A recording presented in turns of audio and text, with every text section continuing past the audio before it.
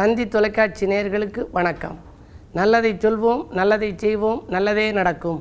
ஒரு வாழ்க்கையில் நல்லது நடக்க வேண்டும் என்று சொன்னால் நல்லதை சொல்ல வேண்டும், நல்லதை செய்ய வேண்டும்.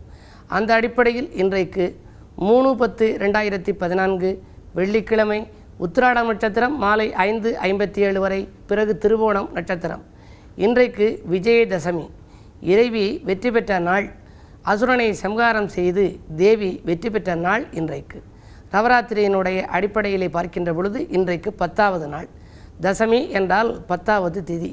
இன்றைக்கு இறைவியை நாம் கொண்டாட வேண்டும். எல்லா ஊர்களிலும் ஆலயங்களிலெல்லாம் அம்பு போடுவார்கள். மதுரையிலே விளக்கு தூணிலே மாபெரும் கூட்டம் வரும். வாழை மரத்திலே தேவி அம்பு போட்ட பின்னாலே மக்களெல்லாம் அம்பு போடுவார்கள். எங்கள் ஊரிலேயெல்லாம் வாழை மரத்திலே அம்பு போடுவார்கள். பல ஊர்களிலே இதே போன்ற நிகழ்ச்சிகள் நடக்கின்றன. அப்படி அம்பு போடுகின்ற பொழுது அந்த வாழை மரத்தின் ஒரு பட்டையை எடுத்துக்கொண்டு வைத்து நாம் வீட்டுக்கு கொண்டு வருவதும் வழக்கம். இன்றைக்கு புது முயற்சிகள் செய்தால் அதிலே வெற்றி கிடைக்கும். ஏனென்று சொன்னால் இறைவி வெற்றி பெற்ற நாள்.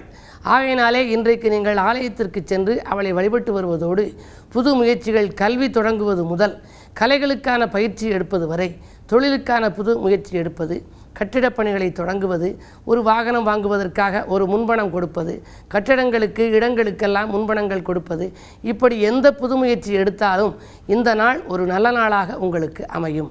சுபமுகூர்த்த நாளாகவே நாம் கருதலாம். விஜயதசமி என்றால் வெற்றிக்குரிய நாள் என்று பொருள். இன்றைக்கு 3/10/2014 வெள்ளிக்கிழமை விஜயதசமி என்று சொல்கின்ற பொழுதே நல்ல நேரம் எப்பொழுது என்று என்னிடம் எல்லோரும் கேட்பார்கள். இன்றைக்கு நல்ல நேரம் காலை 9:30 10:30 நல்ல நேரமாக இருக்கிறது. மாலை நேரத்திலே 5 மணியிலிருந்து 7:30 வரை நல்ல நேரம். இந்த நேரத்திலே நீங்கள் புது முயற்சிகளில் ஈடுபாடுகள் செய்யலாம். புது முயற்சிகளில் ஈடுபட்டால் உங்களுக்கு வெற்றி கிடைக்கும். அம்பிகை சன்னதியிலே நிற்கின்ற பொழுது நாம் ஏதேனும் ஒரு பாடல்களை பாடி வழிபாடு செய்ய வேண்டும். மலை போன்ற செல்வத்தை குவித்து வைத்திருக்கும் நான் மற்றவர்க்கு உதவ வேண்டும். மழலையின் குணத்தோடு முதுமையிலும் இளமையாய் மகிழ்வோடு வாழ வேண்டும். கலைதவளும் மேடையெல்லாம் பூமாலை அணிந்து நான் கௌரவம் காண வேண்டும். கவிபாடும் எனது குரல் கேட்டவுடன் தெய்வமெல்லாம் காட்சி தந்து அருள வேண்டும். நிலையான புகழ் தந்து உற்றாரும் மெற்றாரும் நேசிக்கும் உறவு வேண்டும். நீ எனது துணையாகி நான் செல்லும் பாதைக்கு நேர்வழிகள் காட்ட வேண்டும் என்று வழிபாடு செய்ய வேண்டும்.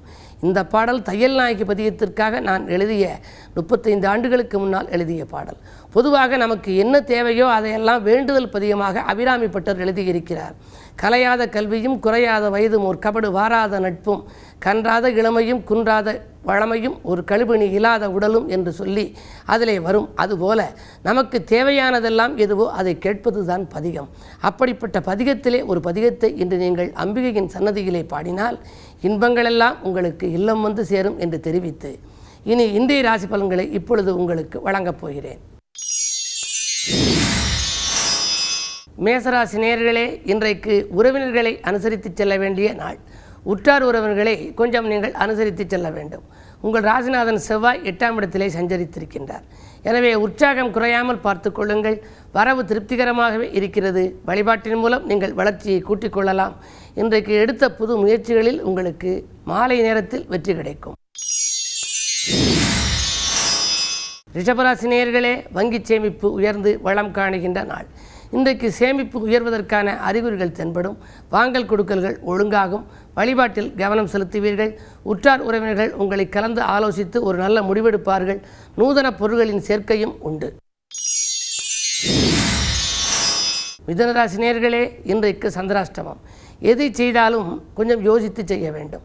எதிரிகளின் பலம் மேலோங்கி இருக்கின்ற நாள் இந்த நாள். லாபம் வந்த மறுநிமிடமே செலவாகலாம். எனவே தொட்ட காரியங்கள் வெற்றி பெற வேண்டுமானால் இன்றைக்கு துணையாக இருப்பவர்களை கொஞ்சம் அனுசரித்து செல்ல வேண்டும். தொழுது வழிபாடும் நீங்கள் மேற்கொள்ள வேண்டும்.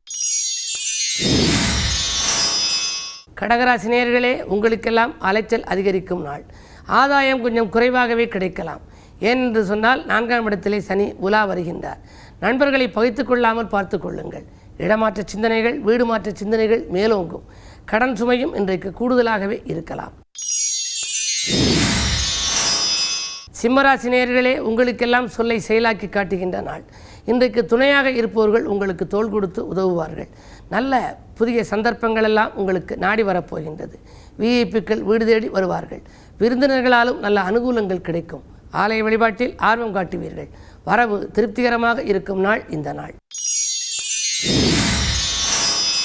கன்னிராசி நேயர்களே, உங்களுக்கெல்லாம் தெய்வ தரிசனத்தால் திருப்தியான வாழ்க்கையை அமைத்து கொள்ள வேண்டிய நாள். திடீர் பயணங்கள் உங்களை திகைக்க வைக்கலாம், சிலருக்கு தித்திக்கவும் வைக்கலாம். மாமன் மைத்துனர்களை அனுசரித்து செல்வது நல்லது. அரசு வழி தொல்லைகளையும் ஒரு சிலர் சந்திக்க நேரிடும். திடீரென்று நட்பு ஒன்று பகையாகப் போகின்றது. விரயங்கள் அதிகரிக்கும். வீடு மாற்ற சிந்தனைகள் மேலோங்கும். மாலை நேரத்தில் உங்களுக்கு ஒரு மனக்கசப்பு தரும் தகவல் வந்து சேரலாம். துலாம் ராசி நேயர்களே, உங்களுக்கெல்லாம் பல நாட்களாக எதிர்பார்த்த பணவரவு இன்று வந்து சேரும். பாக்கிகள் வசூலாகி பரவசப்படுத்தும். தொழில் மாற்ற சிந்தனைகள் மேலோங்கும். ஆரோக்கியம் சீராகி ஆனந்தப்படுத்தலாம். கட்டிடப்பணி தொடர வேண்டும் என்ற எண்ணம் மேலோங்கும். புது முயற்சிகளில் வெற்றி கிடைக்கும் நாள் இந்த நாள்.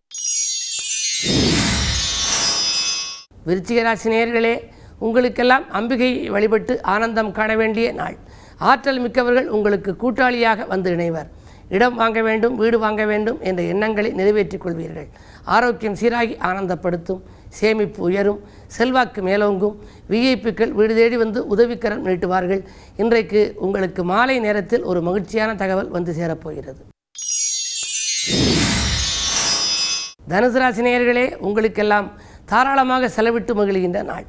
விவாக பேச்சுக்கள் கூட விரைவில் வந்து முடிவடைவதற்கான அறிகுறிகள் தென்படுகின்றன. நண்பர்கள் நல்ல தகவல்களை கொண்டு வந்து சேர்ப்பார்கள். குடும்பத்தில் மகிழ்ச்சி கூடும். குதூகலமான நிலை இன்றைக்கு உண்டு. மகர ராசி நேயர்களே, உங்களுக்கெல்லாம் குருச்சந்திர யோகம் செயல்படுகின்ற இந்த நாள் ஒரு இனிய நாள். எதையும் யோசித்து செய்வது நல்லது. என்ன இருந்தாலும் 8ஆம் இடத்திற்கு அதிபதியான சூரியன், புதன், சுக்கிரன், ராகுவோடு இணைந்திருக்கின்றார். உங்கள் ராசிநாதன் சனி உச்சம் பெற்றிருக்கின்றார். செவ்வாய் லாபஸ்தானத்தில் சஞ்சரிக்கின்றார். குரு உங்கள் ராசியை பார்க்கின்றார். இத்தனை கிரகங்களுக்கு மத்தியில் வெற்றிகள் ஸ்தானம் எனப்படுகின்ற இடத்திலே கேது சஞ்சரிக்கின்றார். யாதுகோள்கள் எங்கே நிற்கினும் கேது நின்றால் கெடுப்பது திண்ணம் என்பார்கள். எனவே இந்த 3லே கேது சஞ்சரிக்கின்ற பொழுது ஒரு முறை செய்யும் முயற்சி ஒன்றுக்கு 2 முறை செய்யும் சூழ்நிலை உருவாகலாம். எனவே இன்றைக்கு வழிபாட்டில் கவனம் செலுத்துங்கள். வளர்ச்சியை கூட்டிக் கொள்ளுங்கள். கும்பராசி நேயர்களே, உங்களுக்கெல்லாம் உத்தியோகம் தொழிலில் உயர்வு கிடைக்கின்ற நாள். உடன் இருப்பவர்கள் உங்கள் முன்னேற்றத்துக்கு வித்திடுவார்கள். நண்பர்களின் நல் ஆதரவு கிடைக்கும். உறவினர்கள் இல்லம் தேடி வந்து உதவிக்கரம் நீட்டுவர். பயணத்தாலும் உங்களுக்கு பலனுண்டு. வரவு திருப்திகரமாக இருக்கும் நாள் இந்த நாள்.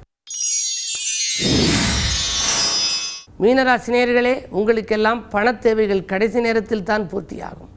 பாகப்பிரிவினர்கள் சுமூகமாக முடிவதற்கான அறிகுறிகள் தென்படுகின்றன.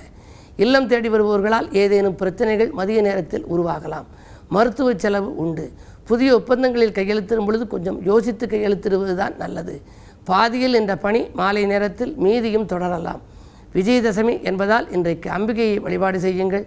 நன்மைகளை வரவழைத்துக் கொள்ளுங்கள். மேலும் விவரங்கள் அறிய தினத்தந்தி படியுங்கள்.